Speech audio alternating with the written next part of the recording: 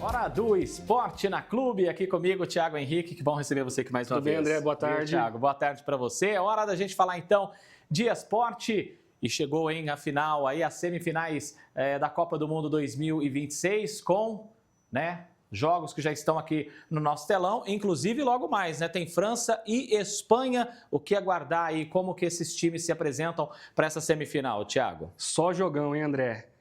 A França e Espanha hoje às 16h. A França chega com um leve favoritismo, viu, André? Apesar da Espanha ser uma seleção muito forte, com suas individualidades ali, com Lamine Yamal, com Nico Williams pela esquerda, a França segue favorita aí, podendo chegar à sua terceira final consecutiva de Copa do Mundo. Venceu em 18, chegou à final, perdeu para a Argentina em 22 e pode chegar agora também novamente na final da Copa do Mundo. Foi a única seleção desse ano que conseguiu vencer com tranquilidade os jogos da Copa do Mundo. As outras seleções tiveram dificuldade, inclusive a Espanha teve muita dificuldade para vencer, apesar de ser a melhor defesa da competição, André. A França, melhor ataque. Então, jogo de melhor ataque contra melhor defesa aí hoje, 16h. Mas a Espanha pode surpreender de alguma forma. Com certeza. É uma grande seleção.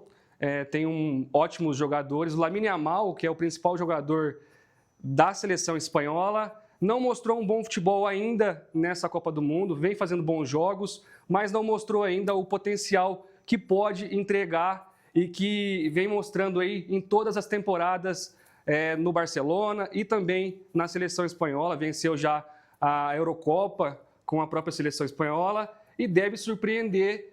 Os estilos de jogo são diferentes, André. A Espanha gosta de ter mais a bola, a França joga em transição, em velocidade, aposta muito no Dembélé, no Mbappé. Então, o estilo de jogo que encaixar hoje vai passar para a final da Copa do Mundo. Bem, e amanhã, mesmo horário, 16h, a gente tem outro jogão, Inglaterra e Argentina. E aí, Thiago? Exatamente. Argentina e Inglaterra, que muita gente não sabe, é um confronto histórico em Copas do Mundo. Muita gente, tem muitos argentinos que acreditam que esse confronto a rivalidade é maior do que ainda Brasil e Argentina, André. É uma rivalidade rivalidade histórica ali no contexto, né? Exatamente. São países que já entraram em guerra. Uhum. E logo depois dessa guerra que a Argentina perdeu, foram para a Copa do Mundo de 86 e teve esse duelo histórico que teve até o gol do Maradona, de mão do Maradona, né? Mão de Deus. Teve também o gol do século, que é aquele gol que ele pega do meio de campo, ele dribla o time inteiro e faz o gol. Então, para os argentinos, esse confronto é muito importante e sempre que eles entram em campo é um jogo muito caloroso. Falando dessa Copa do Mundo, a Argentina teve muitas dificuldades para vencer os seus adversários, apesar de ter conseguido impor o jogo, o Cabo Verde deu muito trabalho para a Argentina, foi um jogo ali muito cansativo para os hermanos.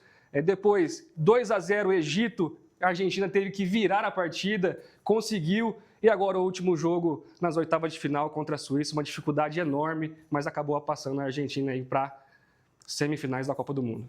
Thiago, a gente está falando, por exemplo, de França, que faz esse jogão então hoje aí contra a Espanha. Você deve se lembrar que há 12 anos Ribeirão Preto entrou no mapa aí do futebol mundial, Thiago, ao receber a seleção francesa, foi durante a Copa do Mundo aí de 2014. E a passagem da equipe por aqui deixou histórias, deixou personagens, lembranças que continuam vivas na memória de quem acompanhou de perto a rotina dos jogadores. Vamos ver.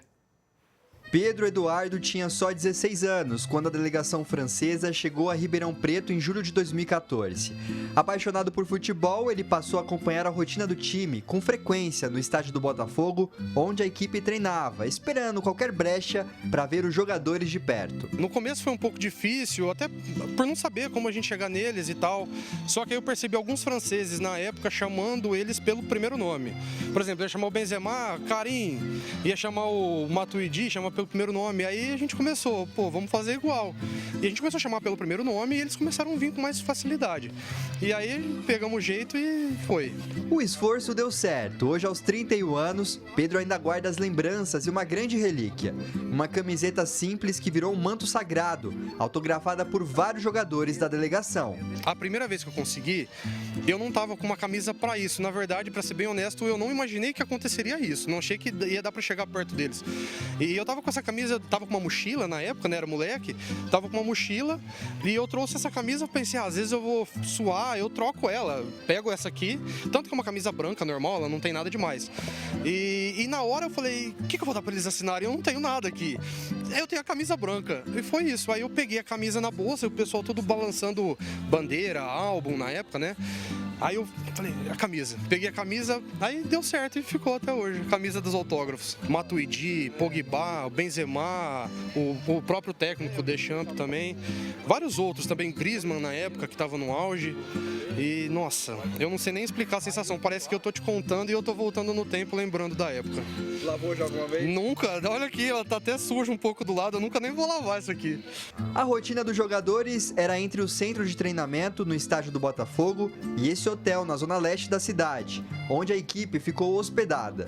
E quem viveu essa rotina francesa bem de perto lá dentro do hotel foi o Gustavo. A gente tinha contato todos os dias, né, diariamente com eles, durante o dia mesmo, então eles desciam para tomar café, conviveram dentro do hotel como se estivessem realmente hospedados como um hóspede normal, mas eles tinham as regras deles, então tinham horários tanto de café da manhã, almoço e janta, e algumas coisas que assim, para entrar no quarto deles tinha um momento específico para fazer arrumação, algumas coisas, então a gente seguia muito aquele cronograma.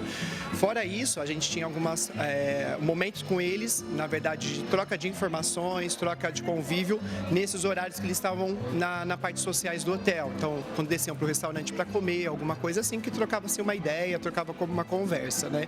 Mas o dia mais especial para todos os funcionários foi no último dia, onde eles reuniram todo mundo em volta da piscina e entregaram uma lembrança para cada um, para ela ficar de recordação realmente para todo mundo. Foram 3 meses de preparação para atender às exigências da delegação francesa, com a FIFA intermediando. Entre elas, a alimentação, já que alguns alimentos franceses não são encontrados no Brasil, além de outras necessidades operacionais para atender os atletas. O gramado, por exemplo, foi trocado pela grama bermuda, tipo oficial usado pela equipe no setor onde os goleiros treinavam. Durante essa estadia, o recepcionista Diego também conheceu de perto alguns jogadores e teve uma vantagem. Alguns atletas falavam espanhol e a comunicação ficou mais fácil. E acho que uma das coisas que mais me chamou a atenção é que tinha 3 jogadores que falavam espanhol fluente. Como eu sou de fora, né, eu sou boliviano, então eu me senti bem mais à vontade também de conversar com eles. Era o Benzema, o Varane e o Valbuena. Varane que realmente dominava o espanhol, até com sotaque, muito bem.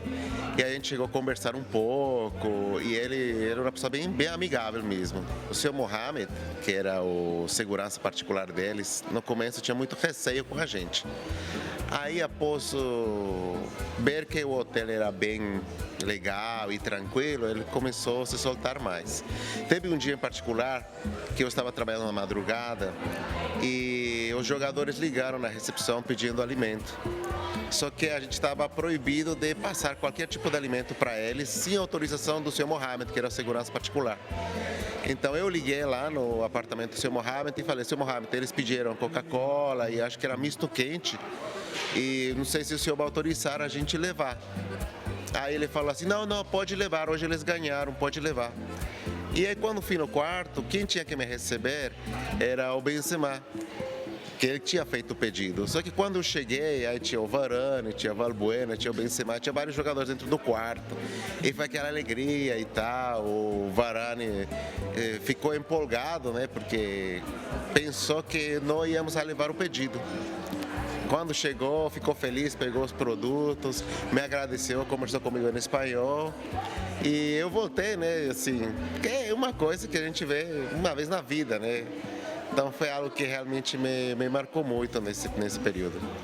Entre o hotel e o estádio do Botafogo, Alberto trabalhou nos bastidores, dirigindo o ônibus oficial da delegação, levando o time para toda a cidade. Como o hotel estava exclusivo, e tinha a parte do hotel que estava reservada para a parte de transporte, pessoal do transporte, que tinham outros motoristas que eram de carros menores, né, os carros da FIFA, quando iam fazer entrevistas, escolhiam um jogador, então ia esses carrinhos. E aí a gente estava nessa ala separada do hotel, mas sempre eles passavam pela gente ali, buscando alguma coisa, aqueles carrinhos de golfe, né, e tudo mais, e sempre cumprimentavam a gente, mas assim, não tinha muita muito assunto, muita conversa. O que eu tive mais contato, veio um segurança para a equipe de segurança dele, ele era português. E como ele não poderia sair mesmo da equipe de forma alguma, às vezes eu cheguei até a comprar alguma coisinha que ele pediu para mim. Ele experimentou a nossa paçoca, a paçoquinha, aquela rolha, e ele amou aquilo lá e eu comprava direto para eles. Alberto teve um trabalho discreto, mas essencial, para que a logística de uma seleção inteira funcionasse sem contratempos. E tem quem viveu tudo isso do outro lado da câmera. Luiz César, que na época era cinegrafista da TV Clube, rodava as ruas de Ribeirão Preto cobrindo cada passo da delegação francesa. Teve um momento que a gente tinha que chegar, levantar 3 horas da manhã, 3h30, 4 horas e correr pro hotel, porque eles ficavam no hotel ali perto da rodovia Anhanguera, e nós tínhamos que correr para lá, porque eles iam sair para fazer aqueles famosos treinos escondidos, né? E a gente ficava sabendo e saía aquela correria para não perder, e pega um e pega o outro. Outro ponto que a equipe de reportagens teve com frequência foi aqui, no Teatro Pedro II, onde naquela época todas as coletivas de imprensa foram conduzidas exatamente aqui. E é claro que teve muito momento marcante e divertido também. Teve um repórter, né? Lógico, não vou citar o nome, que ele misturou um francês com um português, sei lá, e nem o técnico entendeu a pergunta, ninguém da coletiva que estava ali entendeu e virou um motivo de gozação. Aí esse aí marcou também para mim, porque foi muito divertido. Quem também estava lá cobrindo a passagem da França foi Ximene Osório, hoje apresentadora do Jornal da Clube, segunda edição. Nas reportagens, ela mostrou os detalhes e a rotina dos jogadores. Posso dizer que foi uma experiência única, né? Nós, jornalistas, credenciados, convivendo ali diretamente nessa atmosfera de Copa do Mundo. Acordávamos cedo, íamos até o hotel para tentar ver um pouco do que a seleção francesa estava programando para aquele dia. Era uma seleção muito, vamos dizer, organizada e reservada. Mas mesmo assim, a gente via os torcedores querendo ver um pouquinho do que estava acontecendo e Ribeirão entrou nessa atmosfera da Copa do Mundo. Foi bem legal. Eu aproveitei também essa credencial aqui para assistir um jogo da Copa do Mundo. Fomos até Belo Horizonte num bate-volta danado para acompanhar Brasil e Chile. Deu certo, pelo menos passou daquela etapa. Das ruas para o estúdio, do adolescente que corria atrás de autógrafos ao homem que guarda a camisa como troféu, das mãos que dirigiam o ônibus da seleção às que hoje recebem os hóspedes do hotel. Ribeirão Preto tem um pedaço da história da França, guardado a 7 chaves. E com a seleção de volta à briga pelo título mundial, essas lembranças voltam à tona, com ainda mais força. Não tem como não torcer para a França, até pela história que teve aqui na nossa região com a equipe, eles aqui em Ribeirão, escolheram aqui como casa na época da Copa, né? E não tem como a gente não torcer para eles. E eu espero que venha o título para eles aí.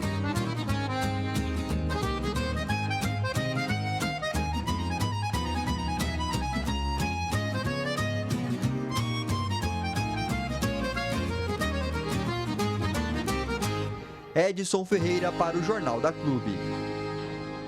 Legal demais. Muito legal, né, André? De 2024 para cá, fato que vai ficar na memória aí dos torcedores de Ribeirão Preto, da nossa região toda que acompanharam. Agora, Thiago, para encerrar, você acha que uma final de quais times da Copa do Mundo, na sua opinião? André, aqui, entre França e Espanha, eu acredito que a França vai passar hoje, um time melhor, né? E daqui, Inglaterra e Argentina, com muita dor no coração, eu acho que a Argentina vai para a final. E você? Olha, então eu vou ao contrário. Eu acho que Espanha e Inglaterra. Acho e estou torcendo, né? Acho que deixa Espanha e Inglaterra disputar o título desse ano. A Argentina já tem títulos, a França também. Mas por que você acredita realmente entre Argentina e França, Thiago? Que aí você que entende de esporte. Joguei a bucha para você. A França, André, a França é um time muito qualificado, tem jogadores fantásticos, mostrou até aqui que é a melhor equipe da competição. Então, por isso, eu acho que a Espanha não vai conseguir bater a França hoje. A Espanha mostrou muitas fragilidades durante a competição, principalmente no ataque. Não mostrou muito poder de ataque nesse ano. E aqui, cara, eu, com todo o meu coração, eu não queria que a Argentina passasse. Eu gostaria que a Inglaterra fizesse essa final. Mas a Argentina, cara, eu vou mais pelo clima agora. O clima está a favor da Argentina.